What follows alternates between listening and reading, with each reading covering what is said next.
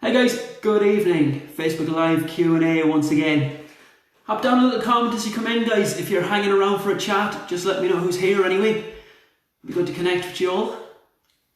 It's going to be a quick one again this evening. I think there's about 4 or 5 questions there, so it shouldn't take that long to get through. Hopefully bring you a little bit of knowledge, a little bit of information. The Q&As are going down quite well, guys. Good response to them. Feedback has been pretty good. I think people are enjoying them, and I think people are starting to get something from them, because again, I keep saying it, but when you, hey Audrey, how are you? Welcome aboard.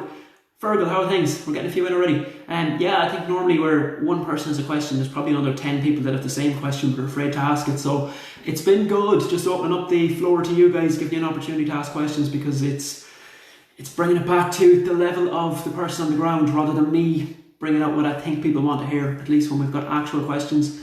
It's yeah, it's good. I think it's benefiting people a little bit more. So yeah, it's going to be a pretty quick one again this evening, guys. I've just 4 or 5 questions there, so it would be a good evening again. If any of you want questions answered, if you don't think you want to put up there, you're welcome to type them away. I probably will get to them at the end because it's a short enough one this evening, so it's a good evening to do it if you want to do that. Right, I'm going to just get straight into it, I think, folks. As I said, there's not that many questions, so I'm not going to hang around too long. I'm just going to get straight into it, and if you have anything you want clarification on as you go, anything you want me to expand on further, just leave up a comment and let me know, alright? So I reckon we're probably going to be maybe 10-12 minutes, and unless you guys have questions, we won't be going much beyond that, alright? Again, just anybody that's coming in, if you're hanging around for the Q&A, just leave a little comment there, just say hello, and it'd be great to get to know you all. I know people always lurk in the background watching these things, but I'd love to get to know you all, so if you want to leave a comment, just say hello, yeah? Don't be shy. Alright, let's just get straight into it. First question I've got this evening. Again, we've got a mixture of questions. Some are questions, some are conversations I've had with people during the week, online clients and the likes of that, which is always extremely useful for anybody watching at home, because the online clients, their questions tend to be very, very relevant because they're working towards a particular goal. So watch out for those ones. First question I got in this evening, and this question was from an online client. Is Diet Coke better than regular Coke? Is Diet Coke better than regular Coke, was the question.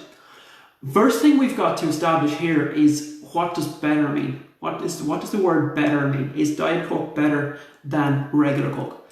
For this client, she's on a weight loss journey, so the answer I'm going to give to you is it's certainly less calories than regular Coke. Okay, so your Diet Coke and your Coke Zero, low calories, 0 calories, I think they actually say. So calorie wise, yes, if it's a weight loss journey you're after.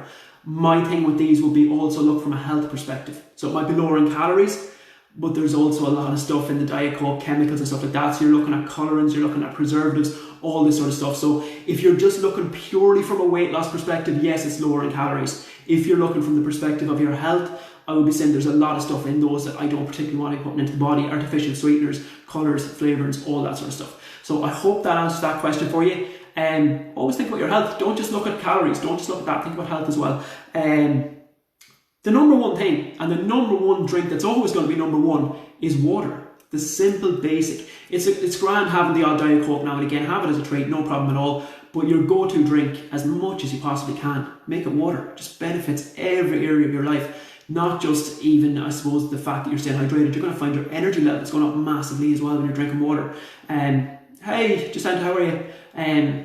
So yeah, make sure that you're staying well hydrated, obviously, but use water as your main go-to drink. If you're looking at purely calories, yes, Diet Coke is lower than your regular Coke, if it's calorie count. So I hope that makes sense, guys, and maybe that actually makes you understand a little bit better when I said the very first sentence there. We need to define what the word better means. So is Diet Coke better than regular Coke? It's better in terms of calories, in terms of health. There's a lot of stuff in there that I wouldn't be putting into my body all the time either. Okay, that's question 1. I'm going to keep plowing on, guys, unless somebody stops me. So if you've got a question, type it up. Otherwise, I'm just going to keep going. I'm going to keep moving on to my next question. So I've got about 4 to get through this evening. They're not too bad. But yeah, if you have any questions you want to ask, you're more than welcome. Just shoot them up, and I'll try and get the answer before the end. The next question we got was, oh yeah, this has been funny. People have started asking me about the book a lot over the last week. Somebody was saying to me, how do you get started writing a book? So I don't know if this person is thinking of actually writing it or what's going on, but I've actually had a similar conversation with 2 or 3 people in the last week. There's a lot of interest in book writing all of a sudden. Don't ask me why. So how do I get started writing a book?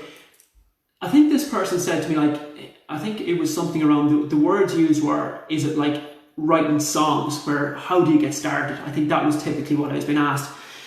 For me, it's about what am I passionate about. So I'm writing about things that I'm extremely passionate about, so they come kind of naturally to me. So my starting point there is, what's the word count for the book? And it's working backwards from there, as it would be with any big goal. Same as with a marathon. If you're going to run a marathon, you've got to decide, that's the amount of miles I've got to run. So let's break it down from there and work backwards. How does my training look from there? How do I build it gradually? Same with writing a book. So I've got my word count, breaking it down into the chapters I'm going to write.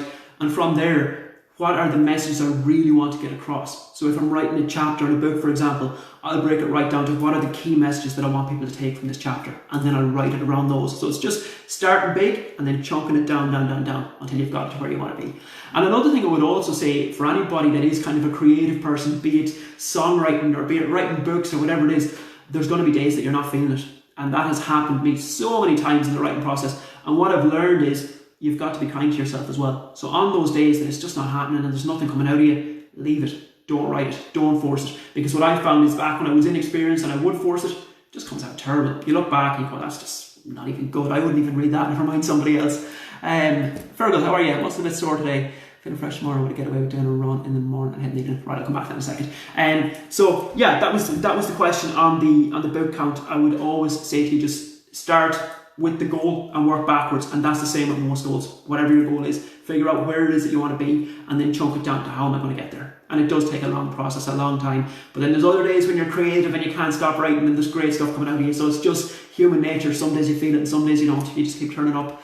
So we get to Fergal's question there. So, muscles are a bit sore today. If I'm feeling fresh tomorrow, would I get away with doing a run in the morning and a hit in the evening? Yeah, absolutely. Watch where you're training. Like, as long as you're getting your rest days in, you're getting probably 2 rest days in, and I know you are because you're one of my clients, you're getting 2 rest days in there. So there's going to be some days where you can train twice a day. I do that myself sometimes. You're not going to do it every day. If you're doing it even 3-4 days a week, it's going to start hitting hard, or it's going to lead to probably burnout and maybe fatigue. Maybe you're going to start picking up wee injuries. But once or twice a week, there's no harm in the world. But just make sure you're giving yourself enough recovery time in between. So it's exactly what you said there. It's morning and evening. It's not kind of early afternoon and evening again. So you've got that recovery time in between. So if you're out, and I know you've got running quite early, so if it's 9 in the morning and you're done by 9 or 10 and you're not doing the hit session until 7 and evening again, you're replenishing. You know, get some food into you. Just give yourself that recovery time and you'll be good to go. Yeah, it's fine. It's fine once or twice a week. I just wouldn't do it every day. All right. Any more questions, guys? That was a really good one. Fergal. If there's any questions there, guys, shoot them up. I can see the numbers are jumping up on the lives. The sun is gone. We have a few more people coming back to us online. If you have any questions you want answered, fire them up there. I'm just going to keep going with the ones I've got in for the minute. I've them typed out there because I know I'll always forget them. They won't stay in there, so I just type them out. Yeah, I'm going to keep moving on. Next question I've got in, it's not from a client. It's from somebody I don't know, I think. I have about 4 stone to lose, but every time I try, I last for 2 days and then fall back into old habits. Any suggestions? Okay, let me read that again. I have about 4 stone to lose, but every time I try, I last for 2 days and then fall back into old habits. Any suggestions? Okay, cheers, brother. Any suggestions? Right, here's what I would say on that. And this is probably the most common thing for people who have a lot of weight to lose. They're totally overwhelming themselves. And I suspect this is what's happening with yourself as well. You're going from A, trying to jump to Z, without going through B, C, and D. And what you're doing is you're overwhelming yourself. So you're trying to change everything. It's trying to go from a situation where your diet, let's be fair, if you're 4 or 5 stone overweight, your diet is probably not great. And I don't mean to sound harsh in that, but look, let's face the reality. The diet's probably not that great. Maybe you're not doing much training. And then what happens with a lot of people is they jump from there to trying to be perfect with their diet and trying to be 100% on and trying to train every day. And that's not going to last. That's not realistic. You're going to fall down somewhere in the middle, and that's what's happening to you. So what I would say to you here is you need to break this down. Similar to when I spoke about writing the book there, you've got your end goal, but you're overwhelming yourself. You have 4 stone in your head, which is an absolutely massive number. And that's just scaring you. That's like looking at the top of the mountain and going, how do I get up there? So break that down for yourself. Set smaller goals. Figure out what you need to do this week. If I was you, and I'm only giving a little bit of a professional advice here, I would break it down to let's get to 4 pounds. And then when you're at 4 pounds, I'd be going, let's get to 7 pounds. That's half a stone. That's your first marker. Let's get to 10 pounds, 14 pounds, and you've got a stone off. So you need to break it down just like that, and you need to make it realistic for yourself. You're not going to jump from where you are to being 4 stone lighter. You're really not. And I know that might be hard for you to hear, but you're not. So what I really want you to think about is sustainability. How can you do it long term? Think about this for a second. I say to people all the time, if you're averaging between 1 and 2 pounds a week, you're doing really well and you're making it sustainable for yourself. And a lot of the time, there's going to be people watching this with the reaction of, sure, that's nothing. That's loads. If you were to lose 1 pound a week, average out 1 pound a week for the whole year, you will be 52 pounds lighter in a year from now. And that's 3.5 stone, which is near your goal. So that's just a little tip for you. Don't try and do the 5-6 pounds every week. And if it's not that, it's not good enough. So change 1 or 2 small things. Make small little tweaks. And again, it doesn't have to be perfect. Anything you do now is better than you were doing last week. So think about even, I don't know where your main problems are because I don't know who you are and I don't think I've ever spoke to you, but if you're somebody, for example, who's drinking a lot of Coke, let's say you're drinking 2 litres a day, you've got a 2 litre bottle of Coke every day and you're drinking that. If I say to you, get rid of that and put in 2 litres of water instead, it's probably going to be totally unrealistic for you. But what you could do is you could reduce that gradually. You could bring that down to maybe it's at 500 mils a day, which is still far from perfect, but it's a lot better than 2 litres. And maybe it's going to make things a little bit more sustainable for you long term. So don't try and overhaul everything is all I'm saying to you. Don't try and be perfect.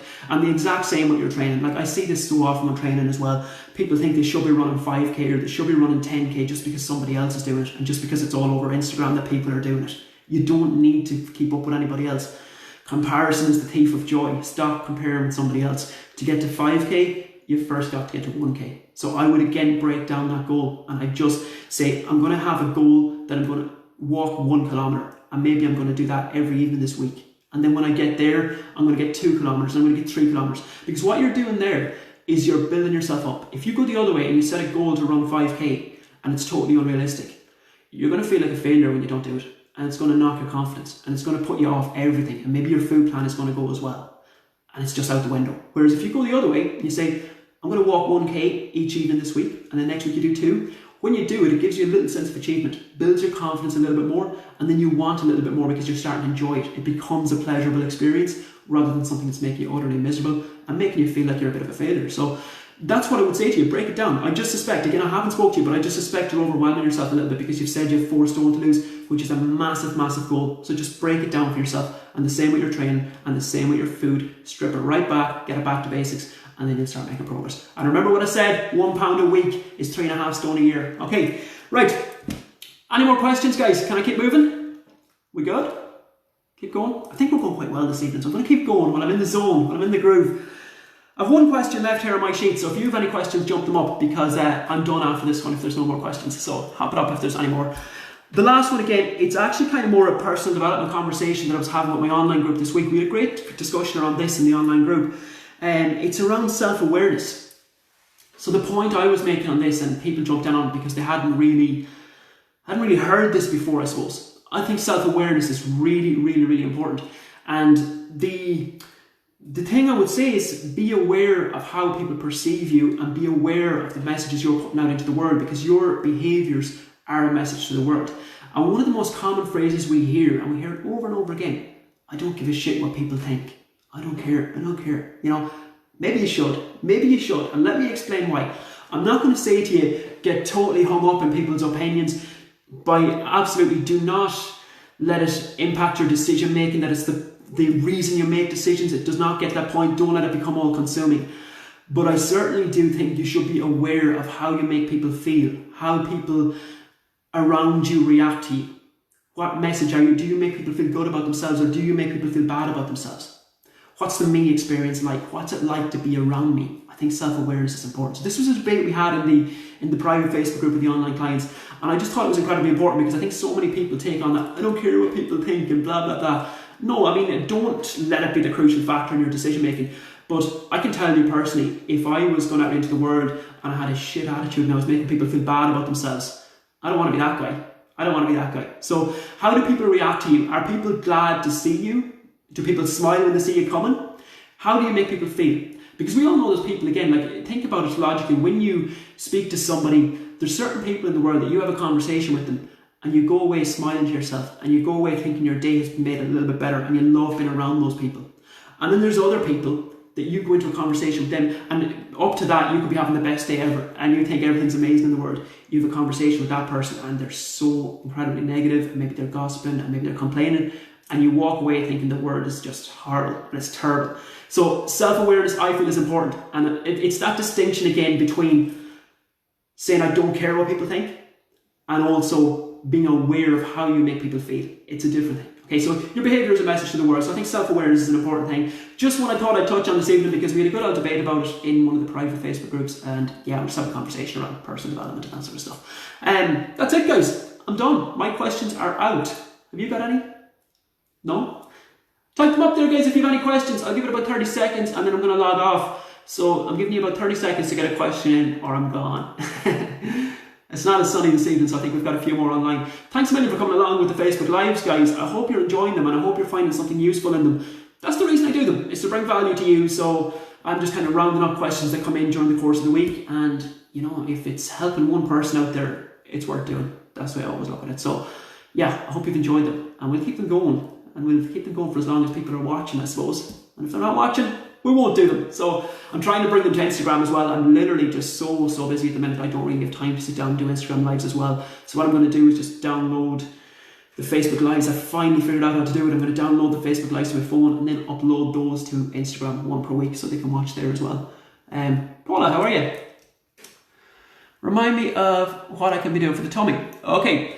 First thing I'm going to do here, Paula, is I'm going to refer you to an article I wrote for Wellfest last week. Actually, there's a new one out this evening as well, reminds me. Last month in the Wellfest article, I wrote a whole piece on this, so I think it might be worth reading for you. If you just scroll down my page, it's probably like 2 or 3 posts ago. So the point I was making on this, Paula, is every time, and especially since we've gone into lockdown, I feel people are jumping on the ab workout bandwagon, and it's just, they have this thing that if I do ab workouts, I'm going to lose that body fat from around the stomach area.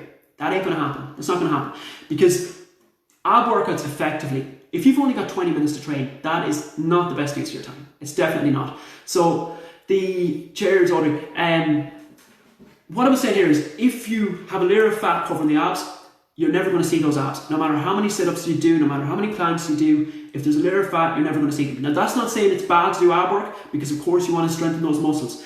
But if the goal is to lose body fat from around that stomach area, sit-ups are not the way to go about it. The first thing you need to do is reduce your overall body fat percentage. So to do that, you need to be operating in a calorie deficit, which means it starts with your food. So food is the first thing I'd look at. Make sure it's a good, healthy diet, bring the calories down a little bit if they're too high, get those in check, and then up the energy expenditure. So one of the simplest ways to do that is to do 10,000 steps a day. Is what I've been getting my clients to do. Some of them are up at 12, 15,000. Brilliant way to create that deficit. So bring the calories down through food, bringing them up through exercise. You're going to start pulling fat from all over the body. You can't spot reduce around the stomach area. It's reducing the overall body fat.